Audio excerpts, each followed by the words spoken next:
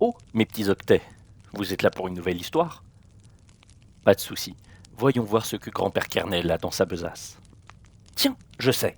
Je vais vous narrer l'histoire de Java, Oracle et la magie divisée. Il était une fois un royaume unifié autour d'une magie puissante, élégante et libre. On l'appelait Java. Créée en 1995 par les mages de la guilde Sun Microsystems, cette magie avait pour mission de fonctionner partout, sur toutes les machines, avec une mystérieuse machine virtuelle Java, la JVM. Une promesse noble, presque utopique. Et pendant des années, Java fut la lumière. Un feu sacré maîtrisé par des millions d'artisans du code, des royaumes du front-end jusqu'aux forteresses des back-ends de bancaires. Mais, comme dans toute grande histoire, il y eut un jour un rachat, un changement de gardien, et avec lui, des tempêtes. En l'an 2010, un nom résonna dans les couloirs du royaume logiciel. Oracle. Cette guilde, réputée pour sa puissance, mais aussi pour ses clauses de contrat impénétrables, ses factures en or et son armée de redoutables juristes, mit la main sur Sun Microsystems. Et donc, sur Java. Le choc fut immense. Et maintenant, murmura la communauté, la magie va-t-elle devenir une marchandise? Oracle, contrairement à Sun, ne croyait pas aux promesses désintéressées. Elle croyait au contrôle, à la structure et aux licences payantes. Très vite, les peurs se concrétisèrent. Oracle annonça que certaines versions de Java, jusqu'ici libres comme le vent, seraient désormais soumises à licence.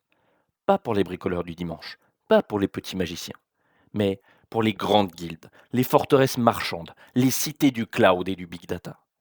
Tu veux la version stable, sécurisée et mise à jour? Il te faudra alors payer. Et ainsi naquit une nouvelle frontière dans le royaume Java. Cependant, il faut bien comprendre une chose, jeune Padawan. Java SE, la magie de base, restait libre pour l'étude, le développement et l'usage personnel. Mais si tu voulais en faire une arme en production, si tu voulais bénéficier d'un support à long terme, ce que les anciens appelaient les versions LTS, alors il te fallait conclure un pacte avec Oracle. Ce changement d'équilibre provoqua un bouleversement dans les guildes logicielles. Certaines acceptèrent de payer par crainte de perdre les protections de la magie, mais beaucoup cherchèrent une issue, un passage vers un Java libéré de l'emprise d'Oracle. Et c'est là qu'ils redécouvrirent un artefact ancien, une forge méconnue mais puissante. Dans les profondeurs du royaume, il existe une version originelle de Java. Un socle, un cœur. Son nom, OpenJDK, le OpenJDK Development Kit. Une magie 100% libre, une implémentation de référence. Le texte sacré à partir duquel toutes les versions de Java sont dérivées. Et, chose étrange, Oracle elle-même contribue au maintien de ce feu sacré aux côtés de puissantes maisons comme Red Hat, SAP, IBM, Amazon et d'innombrables artisans indépendants. OpenJDK devint le refuge de développeurs, le point d'ancrage des versions alternatives. Chaque maison y apporta ses modifications, ses correctifs, son support. Et ainsi naquirent différentes versions de Java, des versions indépendantes d'Oracle, mais compatibles avec elles. Le feu sacré n'était plus unique. Il était partagé, forqué et diversifié. Pendant ce temps, dans les montagnes froides de l'Est, une guilde du nom de JetBrains observait la scène. Depuis longtemps, elle façonnait des outils pour les matchs Java. Mais elle voyait bien que le langage commençait à vieillir. Trop verbeux, trop rigide, trop lent à évoluer. Et désormais fragilisé par des tensions politiques. Alors, elle créa quelque chose de nouveau, un nouveau grimoire, une magie inspirée de Java mais plus concise, plus moderne, plus sûre. Son nom, Kotlin. Kotlin ne voulait pas remplacer Java. Il voulait l'améliorer, le prolonger, l'honorer. Et, chose incroyable, il fonctionnait sur la même machine magique, la JVM. Le timing n'était pas anodin.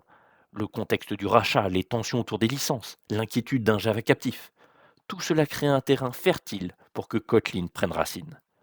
Et il prit. JetBrains l'utilisa pour ses propres outils. De nombreux développeurs le préférèrent à Java pour sa simplicité, sa clarté et sa modernité. Mais surtout, Google, qui l'utilisa sur tous ses appareils Android, et donc étant une des cibles privilégiées d'Oracle, fit un volte-face historique, déclarant Kotlin le nouveau langage officiel pour Android. Aujourd'hui, Java vit toujours, Oracle le maintient, l'OpenJDK prospère et Kotlin se développe. Mais l'équilibre est fragile. Oracle est devenu une guilde puissante, incontournable, à la fois protectrice et source d'inquiétude. Elle continue d'investir, de publier, de participer, mais elle garde toujours la clé des licences, la main sur le trône, même si la salle est désormais pleine d'invités. Et les développeurs, ils dansent entre les versions, les distributions et les forks. Ils choisissent entre puissance et liberté, entre sécurité et indépendance. Ainsi se termine l'histoire d'un feu sacré, ravivé, partagé, détourné, bataillé, mais jamais éteint. Souviens-toi, jeune invocateur de classe, dans le monde des langages, la magie est une promesse, mais la politique est toujours dans l'ombre du compilateur. Et parfois, ce n'est pas le meilleur langage qui triomphe, mais celui qui survit aux alliances. Si cette balade dans les méandres de la machine vous a plu, si vous avez senti le souffle chaud d'un processeur de légende ou l'écho des lignes de codes oubliées, laissez une empreinte. Abonnez-vous à ce vieux canal. Laissez un commentaire, une question, un souvenir. Faites-le comme on grave une rune dans la pierre, pour que ceux qui viendront après nous puissent se souvenir eux aussi.